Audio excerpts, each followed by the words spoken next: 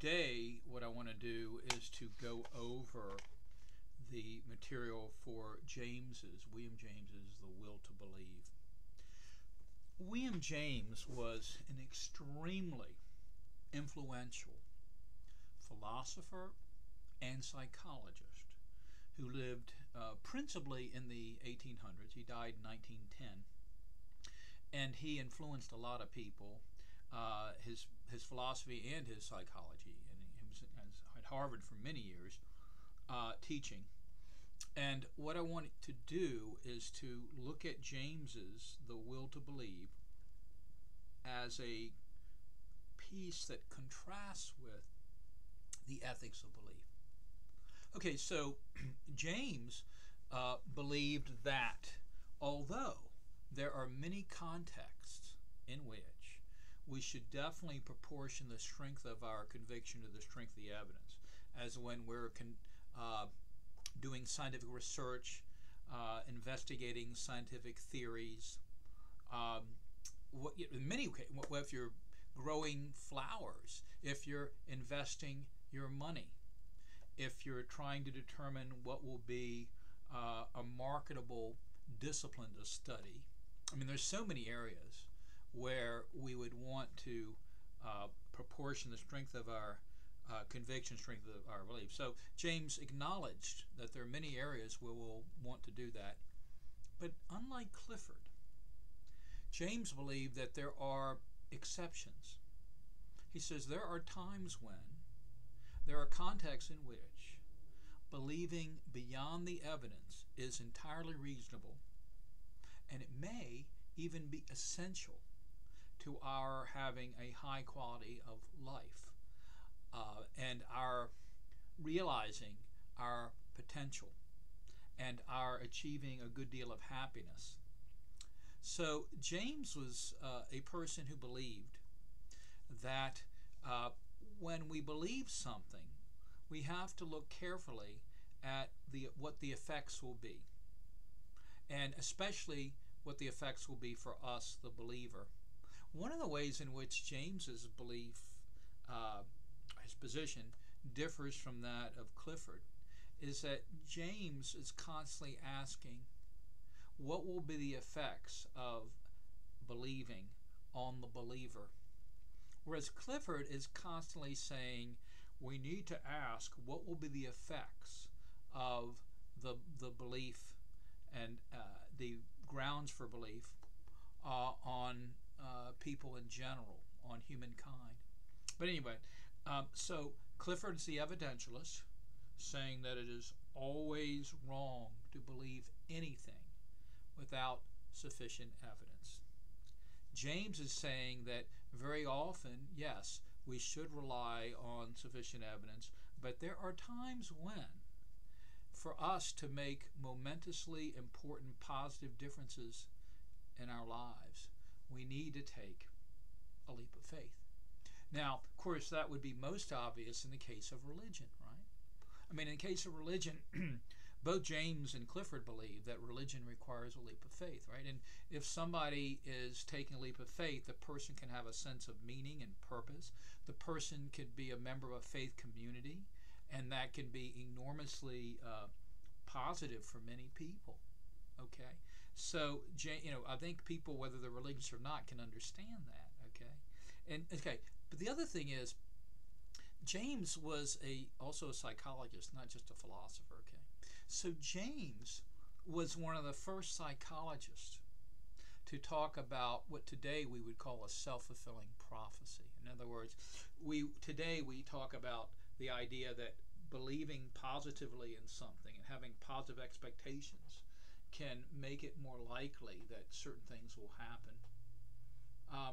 And you can see this on many levels, and again, even apart from anything you might have read about the law of attraction, although it could be related to that, but even apart from that, you can just look at it this way. Think of this.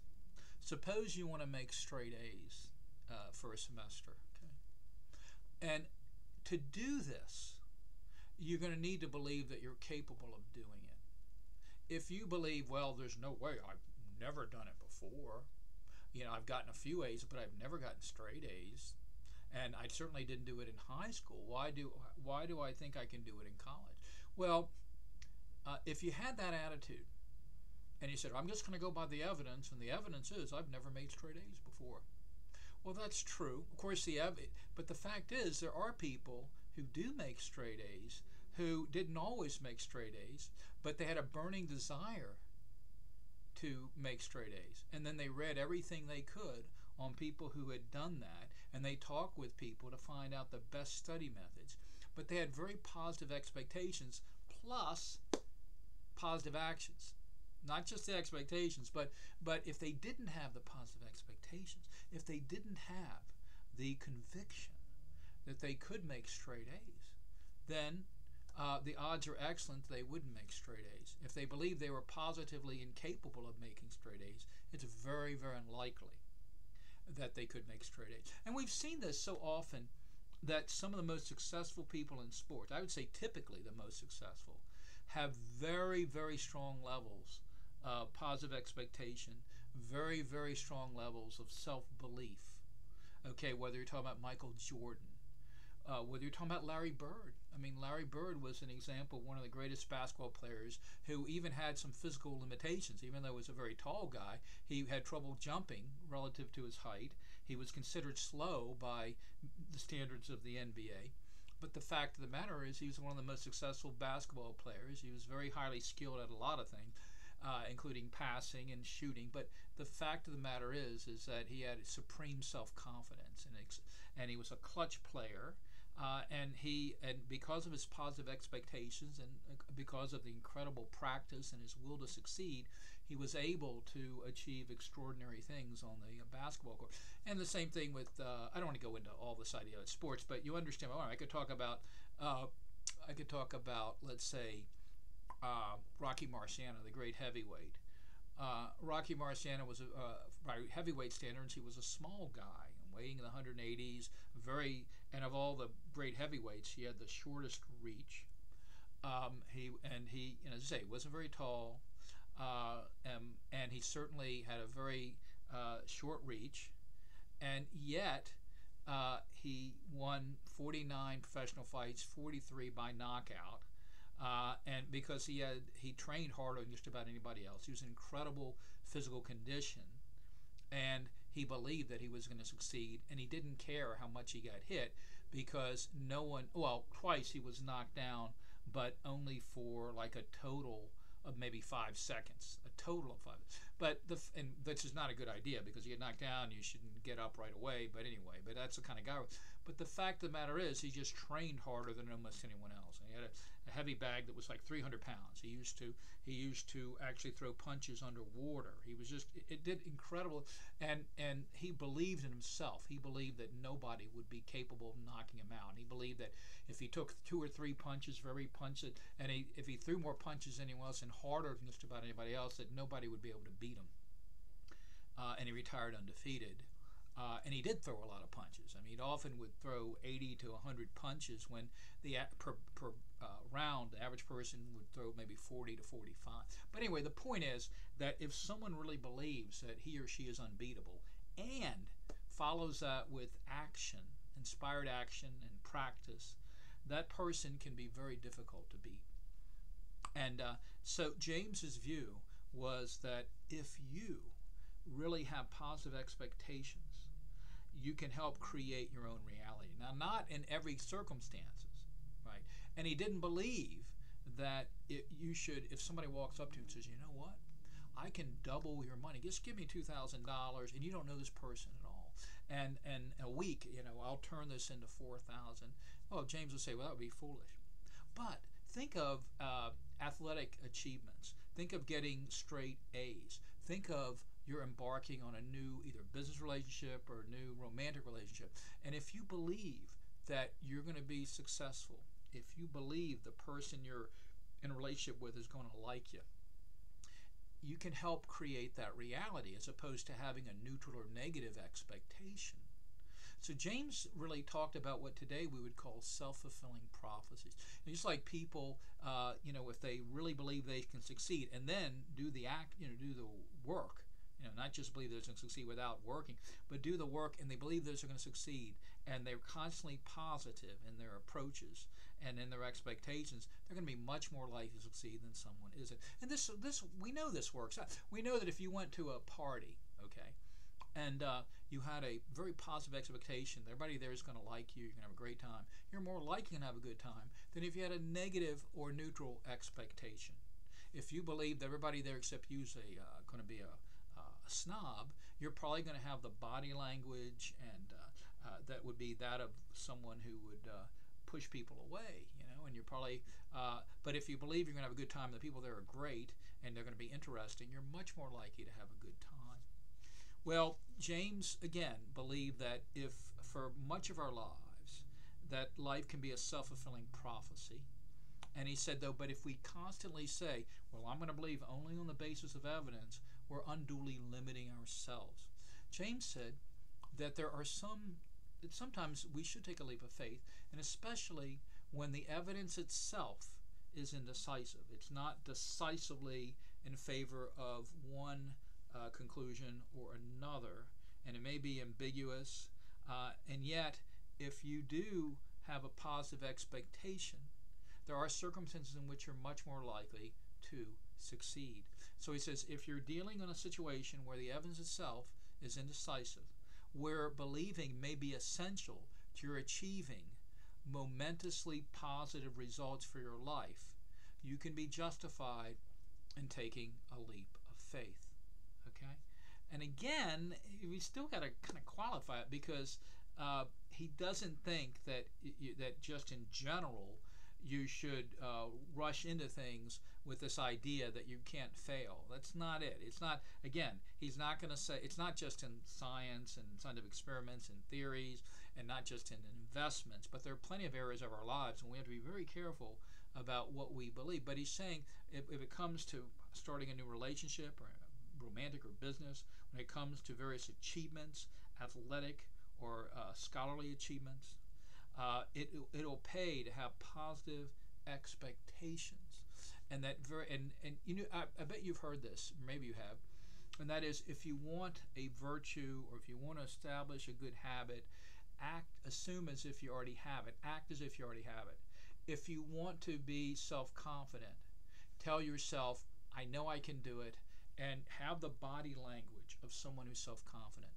It's well known that your body language can affect your attitude. You can, okay, so if you want to be happy, you walk and smile. You act like a happy person, and it won't be long if you keep on doing this that you can affect how you feel. If you're droopy, you're walking like this, you're frowning, you don't walk with confidence. Well, sure, that's going to affect your attitude. And James was saying, look, your behavior can affect your beliefs, and so just by changing your behavior, acting as if you've already gotten a particular virtue or will in fact very often help you achieve what you want. Now there's an author named Dr. Richard Wiseman.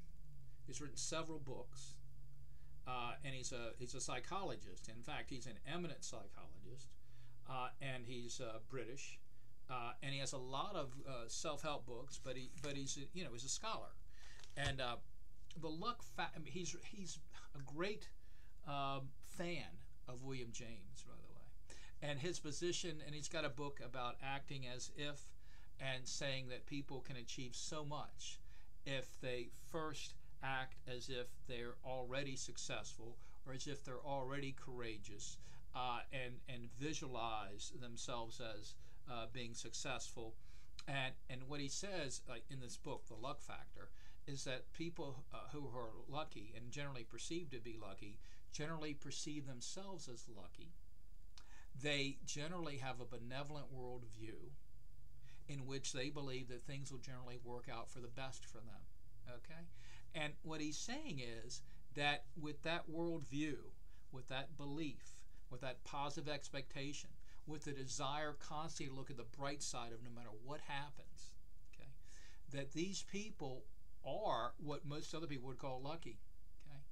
And so what he's saying is your beliefs, your expectations can in fact uh, have a lot to do with the quality of your life and your happiness, and you're getting what you want. So again, if you're interested in Richard Wiseman, if you're interested in self-help and the luck factor, it's a pretty scientific book, by the way. It's not, it's got quite a basis, in fact, and he's a very interesting guy. He's got a number of books out, and some of his books are very directly, including even to some degree this book, related to some of James's ideas.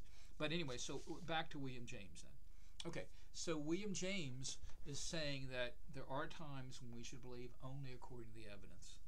Okay, and that's when we're dealing with science, when we're conducting scientific experiments, when we have scientific theories and we're evaluating them. Okay, I mean, there's so many other areas. If you're trying to get an exercise routine, you want to know what you can do, what you're capable of. You need to find exercises that will be right for you, and a lot of this stuff can be done purely through science, of course. But there are areas of our lives, and it's not just religion, but there are other areas when it comes to personal achievement, when it comes to financial achievement, scholarly achievement, as in getting straight A's, when it comes to just a lot of other areas of our lives. James says we need to be open to acting beyond the evidence. And again, I give you the example of someone getting straight A's. I think James would like that example. But, I mean, again, there are people who've never gotten straight A's, and yet they do get straight A's, even in college, because they have a burning desire to get straight A's, and they're studying how to do it, and they're very systematic about it, and they have a very positive expectation. And we know that in sports, that people who are supremely self-confident and do the work and work hard can be very difficult to beat. And very often, I mean, I think of some really intimidating people. I think Mike Tyson in his prime really ended up just intimidating just about everybody he was in the ring with in his prime. And people typically, I think, were already beaten before they even got in the ring with him, especially when he was knocking people out so often in the first round. It was just very, very intimidating. So in a way, they psychologically might have been already beaten before they entered the ring. So we know that your beliefs, your attitudes, your expectations can greatly affect your success and the quality of your life. Well, in a way, that's what part of what James is saying. And again, I need to emphasize, James is not saying that you are always justified in believing something simply because it's comforting. He's putting some qualifiers on it. Right? He's saying, well, it has to be in a context in which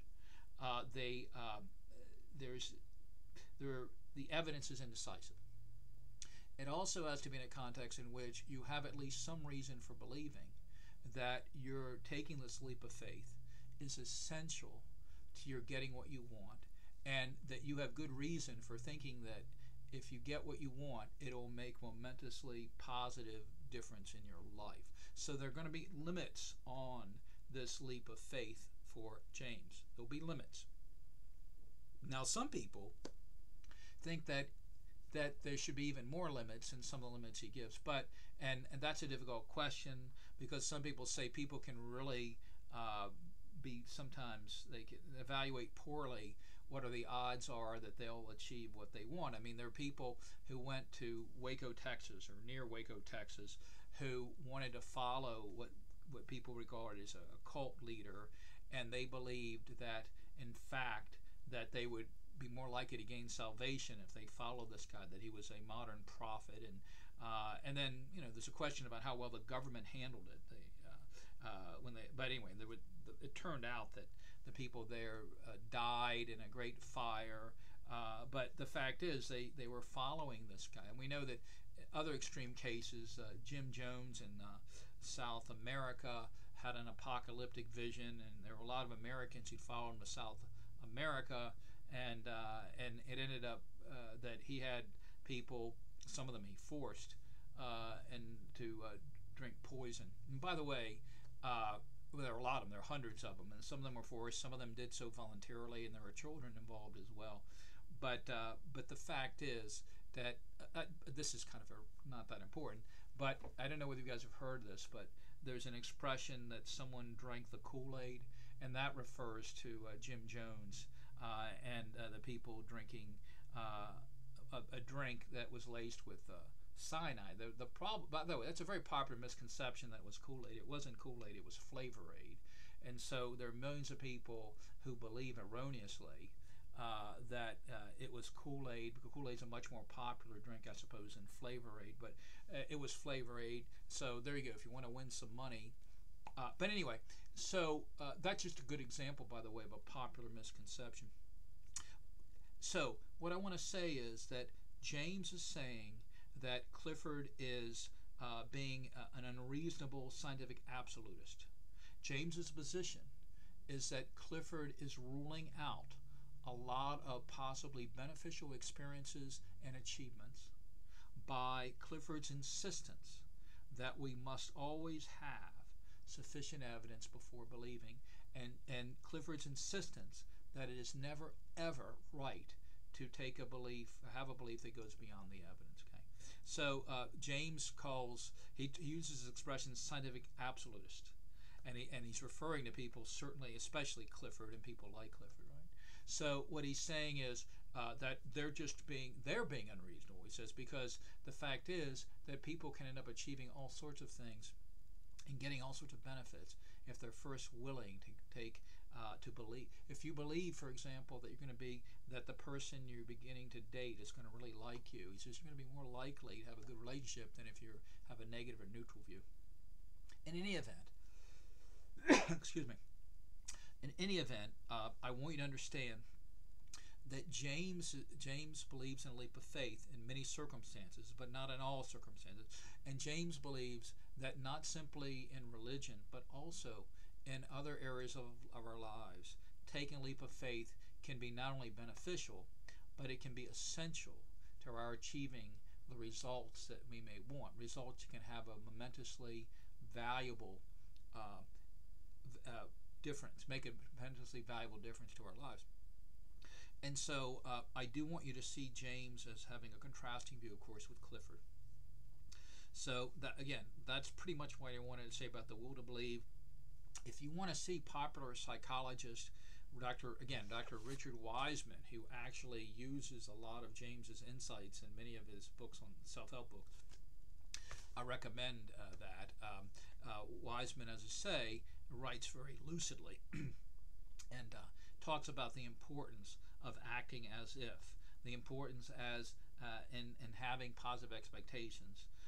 And he says very often, he says, your emotions will follow your actions. And I told you, I mean, even a trivial example of smiling and walking confidently can affect how well you feel. I mean, I don't think there's any question that that's true.